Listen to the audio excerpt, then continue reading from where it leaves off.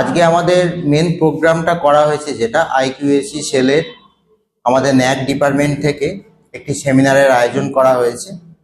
Maximum degree college এবং বিভিন্ন teachers training কলেজে ন্যাক করানো হয় এবং আমরা সেটা আগামী বছরই হয়তো কমপ্লিট করব এবং সেই উদ্দেশ্যেই আজকে সেমিনারটি করা।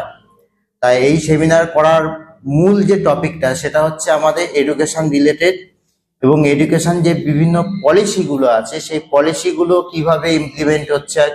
কারণ আমরা জানি যে আমাদের ভারত সরকার এনইপি 2020-তে আমাদের শিক্ষা ব্যবস্থাকে বিভিন্নভাবে সাজানো হয়েছে এবং সেই শিক্ষা ব্যবস্থাকে কিভাবে আগামী দিনে ভবিষ্যতের পাথেয় করে তোলা যায় সেই চিন্তা ভাবনার অলরেডি শুরু হয়ে গেছে। তা আমরাও আমাদের ইনস্টিটিউশনের পক্ষ থেকে সেই দিকটাকে কথা মাথায় রেখেই আমরা সেই চিন্তা ভাবনার আঙ্গিকে আজকে সেমিনারটি আয়োজন করা।